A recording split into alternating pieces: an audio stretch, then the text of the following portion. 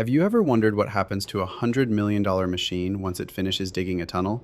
You'd expect it to be cleaned up and moved to the next job, right? Well, in some of the world's most massive projects, these giants are buried alive, literally encased in concrete and left in eternal darkness. Today, we're diving into the story of the iron worms that build our modern world, and why their triumphant journey so often ends with a death sentence beneath layers of cement. Picture a steel behemoth weighing over 11 million pounds, 5,000 tons. A machine that can stretch longer than 500 feet. That's nearly 2 football fields. These giants are known as TBMs, tunnel boring machines. But don't call them just big drills. These are autonomous underground factories, capable of chewing through solid granite or shifting sands with sub-millimeter precision. Inside, it's a city of its own. Engineers at control panels, miles of conveyor belts, massive hydraulic systems, and even onboard repair shops. But before we get into how these modern monsters work, we need to go back to a time when there were no engines, only iron shovels and pure grit. The origins, a biological curiosity. It didn't start with blueprints, it started with a worm. In 1818, French engineer Marc Brunel was watching a tiny shipworm, a teredo, bore its way through a piece of oak. He noticed something brilliant. The worm's head was protected by a tiny, hard shell. Brunel realized that if men wanted to dig underground without being buried alive, they didn't just need a better shovel, they needed armor. This led to the invention of the first tunneling shield. It was a massive cast iron frame, divided like a giant cabinet where men stood on different levels. They literally clawed at the earth with hand tools, while screwjacks pushed the frame forward inch by inch. This is how the first tunnel under a navigable river, the Thames, was built. It was brutal, hellish work. Workers breathed foul air and fought constant flooding for 18 long years. The real logical breakthrough came in the late 19th century, when James Greathead refined the design into a cylinder and introduced compressed air to literally push the water out of the workspace. But the true revolution didn't arrive until the mid-20th century, with the birth of high-pressure hydraulics and massive rotary heads. The modern TBM had finally evolved from a simple shield into a high-tech underground factory. Operating a modern TBM is a triumph of applied physics and brute force hydraulics. It all starts at the cutter head. Imagine a massive steel disc spinning slowly at 1 to 10 RPM, but with enough torque to level a skyscraper. Its face is a deadly arsenal: disc cutters. These aren't blades. They're heavy steel rollers designed to crush rock. Under thousands of tons of axial pressure, they create microfractures in the stone, forcing it to shatter like glass. Scrapers. When the ground turns soft, these knives take over, peeling away clay and sand like a hot blade through butter. But here's the secret sauce: the cooling system. To keep this massive head from melting or seizing up, high-pressure nozzles blast water or a bentonite slurry into the mix. This turns dry, jagged rock into a manageable soup, making it easier to swallow and extract. However, the biggest nightmare isn't the rock, it's the pressure. If the machine just leaves a hollow hole, the ground above will sink, potentially collapsing entire city blocks. To prevent this, engineers use 2 ingenious methods. 1. EPB, Earth Pressure Balance.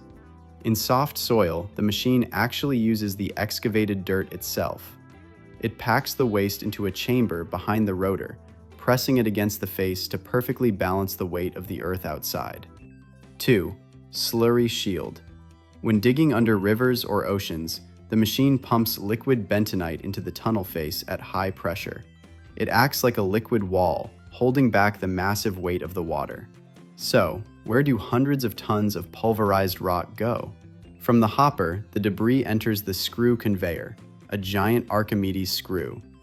This screw acts like a pressure lock, keeping the tunnel face stable while feeding the muck onto a conveyor belt that stretches for miles back to the surface. Everything is encased in the shield, a steel fortress that protects the crew from a cave-in. At its core lies the main bearing. This is the machine's heart, transferring torque from dozens of high-powered motors to the cutter head. It's built to withstand millions of pounds of force for years without a single break. But a TBM doesn't just dig, it builds. Behind the shield sits the erector, a robotic arm with vacuum grippers. It picks up massive concrete segments, called segments or linings, and snaps them into place to form a perfect ring. For a watertight seal, they use rubber gaskets and then inject a cement grout into the gap to lock the tunnel into the earth forever. How does a 5,000-ton monster move forward without wheels? It walks. Shield machines use massive hydraulic jacks that push off the edge of the concrete ring they just built.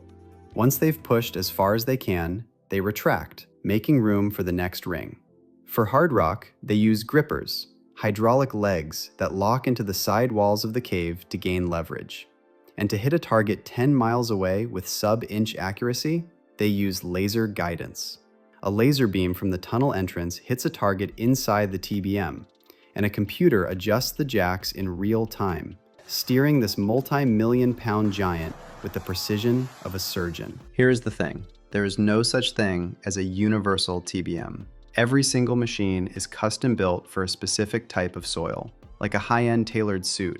Picking the wrong tech isn't just a mistake, it's a billion-dollar catastrophe that can lead to a total project flood.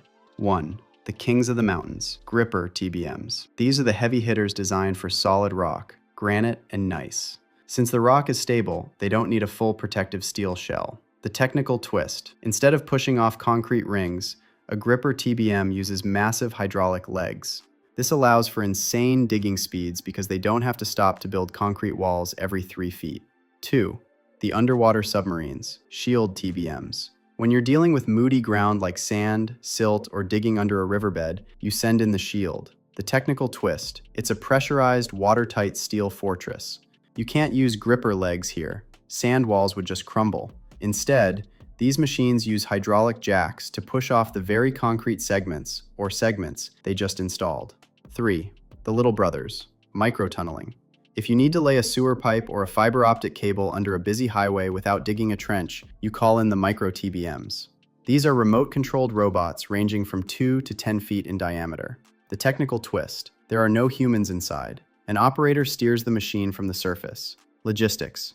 Moving a Titan. Transporting a TBM is the most complex logistical operation on the planet. You can't just load this beast onto a ship and call it a day. It's a 3-act play. Act 1. The FAT. Factory Acceptance Test. At factories like the German leader Herrenknecht, the machine is fully assembled and every sensor is tested. Then, they take it completely apart, down to the last bolt. It's the only way to move it. Act 2. The journey. The TBM is split into hundreds of modules. The heaviest part? The cutter head. Moving it requires SPMTs, self-propelled modular transporters, that can carry over 1.7 million pounds.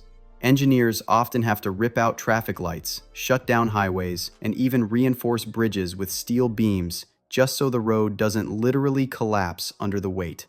Act 3. The launch pit.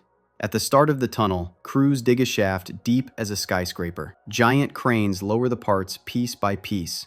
On-site assembly takes 3 to 6 months. First, the shield and cutter head bite into the earth, followed by the backup, a train of trailers carrying transformers, ventilation, and conveyors that follows the head like the tail of a massive comet. The global TBM market is an elite club. We are talking about technology on par with space exploration. There's no room for amateurs here.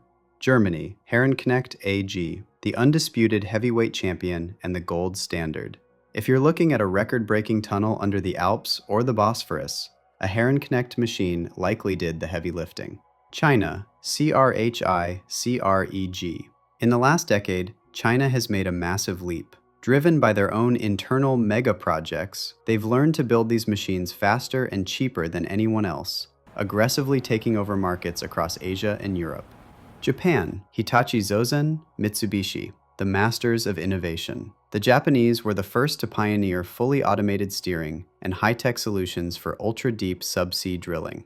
The ultimate giant. Currently, one of the most jaw-dropping machines is the German-made Qin Liang Yu. Its diameter is nearly 58 feet, 17.63 meters. That's taller than a 5-story building. It was custom engineered to survive the brutal, shifting soils of Hong Kong, to connect the city with its international airport. But now, we reach the most haunting question of all.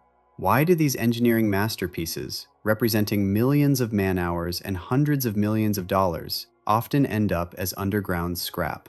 The logic is cold, hard economics, and it comes down to three things. 1. The geometric trap.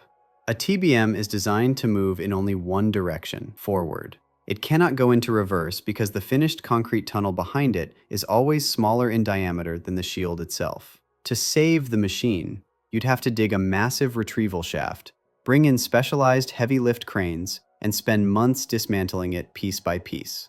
2. The price of salvation. If a tunnel ends 160 feet, 50 meters, below a dense city center or the ocean floor, building that retrieval shaft could cost more than the machine itself.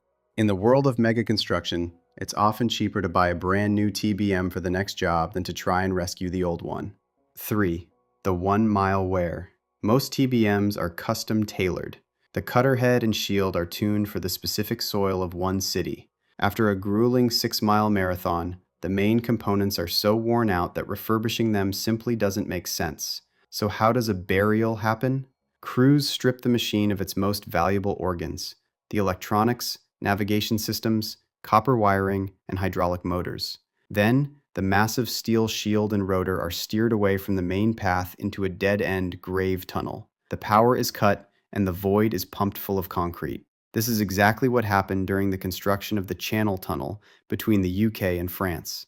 The British shield was steered into its final resting place just feet away from its French counterpart, deep beneath the seafloor. They became part of history, and part of the very structure they built. The TBM is the only machine on Earth born to build a path, only to die and become its foundation.